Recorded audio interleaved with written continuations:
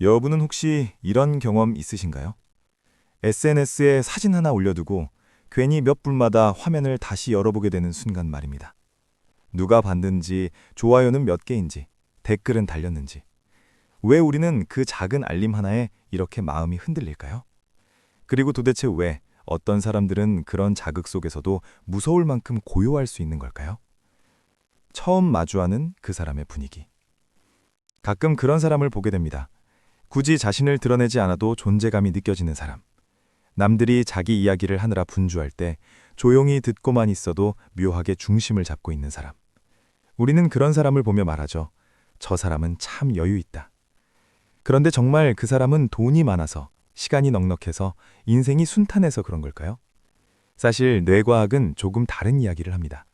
진짜 여유는 통장 잔고에서 나오지 않습니다. 그것은 우리 뇌가 세상을 받아들이는 방식에서 시작됩니다. 누군가는 타인의 말 한마디에 하루 종일 기분이 흔들립니다. 반면 누군가는 같은 말을 들어도 마치 산들바람이 스쳐 지나가듯 넘깁니다. 차이는 무엇일까요? 속이 빈 곡식은 바람이 불면 요란하게 흔들리지만 속이 꽉 찬 곡식은 조용히 서 있습니다. 여유는 바로 그 내면의 밀도에서 나옵니다. 그리고 중요한 사실이 하나 있습니다. 그 밀도는 타고난 기질일 수도 있지만 훈련으로 충분히 만들어질 수 있다는 점입니다. 우리 뇌는 생각보다 훨씬 유연하니까요. 왜 우리는 자꾸 나를 증명하고 싶을까? 2012년 하버드 대학교의 신경과학자 다이애나 타미르 팀은 흥미로운 실험을 진행했습니다. 사람들을 fMRI 기계에 눕히고 두 가지 질문을 던졌습니다. 하나는 자기 자신에 대한 질문, 다른 하나는 타인에 대한 질문이었습니다. 결과는 놀라웠습니다. 사람들이 자기 자신에 대해 이야기할 때 뇌의 보상중추인 측좌회기 강하게 활성화되었습니다. 이 부위는 맛있는 음식을 먹거나 돈을 벌 때 혹은 강한 쾌락을 느낄 때 반응하는 곳입니다. 즉 우리는 내 이야기를 하는 것 자체에서 이미 보상을 받고 있는 셈입니다. 그러니 SNS에 일상을 올리고 반응을 기다리고 좋아요 숫자에 기분이 오르내리는 것이 어쩌면 너무나 자연스러운 일입니다. 좋아요가 하나 눌릴 때마다 도파민이 분비되고 그 순간 우리는 짧은 기쁨을 느낍니다. 하지만 문제는 그 기쁨이 오래가지 않는다는 점입니다. 10개의 좋아요에 익숙해지면 20개가 필요해지고 그 다음은 100개가 필요해집니다. 점점 더 강한 자극을 원하게 되는 구조입니다. 이것은 자존감이 낮아서라기보다는 외부 인정에 의존하는 회로가 반복 학습되었기 때문입니다.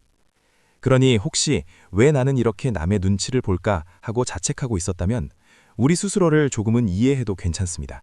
이건 개인의 나약함이 아니라 뇌의 작동 방식이기 때문입니다. 우리 뇌는 아직도 원시 시대에 살고 있다.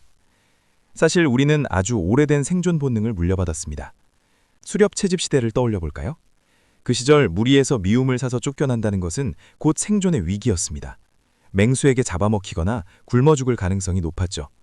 그래서 우리 조상들의 뇌는 끊임없이 타인의 표정을 살피고 내가 무리 안에서 가치 있는 존재인지 확인하도록 진화했습니다. 문제는 세상이 너무 빨리 변했다는 것입니다. 인류학자 로빈 턴바는 인간이 안정적으로 유지할 수 있는 관계의 수를 약 150명 정도로 보았습니다. 이를 던바의 수라고 부르죠. 그런데 지금 우리는 어떻습니까? SNS 팔로워는 수천 명, 유튜브 조회수는 수만 명. 우리 뇌는 이렇게 거대한 시선을 감당하도록 설계되지 않았습니다. 몸은 21세기에 있지만 뇌는 여전히 150명의 부족을 상대하던 시절의 시스템을 사용하고 있는 셈입니다. 그러니 수천 명의 반응에 불안해하는 것은 어쩌면 당연한 일입니다. 이 사실을 알게 되면 마음이 조금은 가벼워집니다. 내가 예민해서가 아니라 내가 아직 옛 방식으로 나를 지키려는 거구나. 이렇게 이해하는 순간 우리는 불안을 애정으로 보지 않게 됩니다. 절대 흔들리지 않는 사람들의 뇌에서는 무슨 일이 벌어질까? 그렇다면 정말 궁금해집니다. 같은 세상을 사는데도 왜 어떤 사람들은 거의 흔들리지 않을까요? 그 비밀은 우리 이마 안쪽에 있는 전두엽에 있습니다. 전두엽은 쉽게 말해 뇌의 사령탑입니다. 감정이 폭발하려는 순간 한 발짝 물러서서 상황을 정리해주는 역할을 합니다. 누군가 우리를 비난하면 뇌의 감정센터인 편도체가 먼저 반응합니다. 위험하다, 공격이다 하고 경보를 울리죠. 이때 전두엽이 제대로 작동하지 않으면 우리는 바로 화를 내거나 상처받거나 급하게 반응해버립니다. 하지만 여유로운 사람들의 경우 전두엽이 그 사이에 잠깐 끼어듭니다. 지금 저 말이 기분 나쁘긴 하지만 그렇다고 내 가치가 사라지는 건 아니야. 이렇게 정리해줍니다. 연구에 따르면 자기 기준이 분명한 사람들은 비판을 받을 때 편도체의 반응이 상대적으로 낮았습니다. 감정이 없는 것이 아니라 감정과 반응 사이에 틈이 있는 것입니다. 그 틈이 바로 여유입니다. 그리고 다행히도 전두엽은 훈련으로 강화될 수 있습니다. 마치 근육처럼 자주 사용할수록 단단해집니다. 여유는 말에서 드러납니다. 여유로운 사람은 꼭 말수가 적은 것은 아닙니다. 다만 증명하려는 말을 잘 하지 않습니다. 불안이 높은 사람은 대화 속에서 끊임없이 자신을 설명하려 합니다. 그게 아니라 제 말은요 하며 길게 덧붙입니다. 혹시 오해받지 않을까, 평가가 나빠지지 않을까 걱정하기 때문입니다.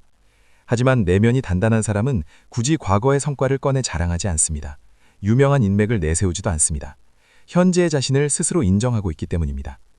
고대 철학자 소크라테스는 나는 내가 모른다는 것을 안다고 말했습니다. 자신이 아는 것과 모르는 것을 정확히 아는 사람은 과장할 필요가 없습니다.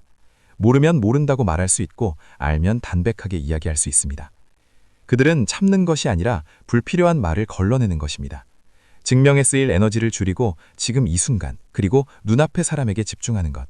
그것이 겉으로 볼 때 무서울 만큼 차분한 모습으로 드러납니다. 우리도 그렇게 될 수 있을까?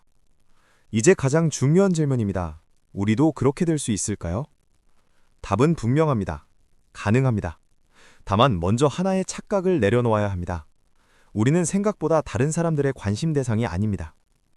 심리학에서는 이를 스포트라이트 효과라고 부릅니다. 마치 무대 위 주인공처럼 모든 사람이 나만 보고 있다고 느끼는 현상입니다.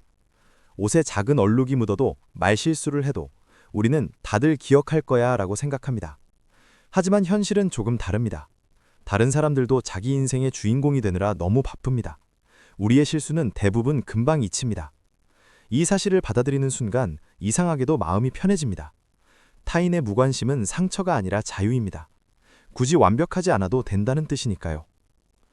뇌를 훈련하는 작은 연습. 마음가짐을 바꿨다면 이제는 작은 행동이 필요합니다. 거창한 준비는 필요 없습니다. 하루에 몇 분이면 충분합니다. 화가 치밀어 오를 때 혹은 무언가를 자랑하고 싶은 충동이 올라올 때 단 3초만 멈춰보는 연습을 해봅니다. 하나, 둘, 셋. 그리고 스스로에게 묻습니다. 이건 누구를 위한 행동일까? 이 짧은 멈춤이 편도체에서 전전두엽으로 주도권을 넘기는 시간입니다. 반복할수록 그 통로는 점점 넓어집니다. 또 하루를 마무리하며 오늘 나는 무엇을 배웠을까를 떠올려보는 것도 좋습니다. 성공이 아니라 배움에 초점을 맞추는 순간 뇌는 외구의 박수보다 내부의 성장에 더 큰 가치를 두기 시작합니다. 처음에는 어색할 수 있습니다. 수만 년 된 본능을 바꾸는 일이니까요. 하지만 뇌는 죽을 때까지 변합니다. 이것은 수많은 연구가 증명한 사실입니다. 마지막으로 우리가 기억할 것. 여유는 타고난 기질일 수도 있지만 만들어갈 수 있는 기술이기도 합니다. 타인의 시선을 의식하는 것은 우리의 잘못이 아닙니다. 오래된 생존 본능일 뿐입니다. 그러니 스스로를 너무 몰아붙이지 말아주세요. 증명하려 애쓰는 마음을 조금씩 내려놓는 순간 진짜 여유가 시작됩니다. 속이 꽉 찬 곡식은 바람이 불어도 쉽게 쓰러지지 않습니다.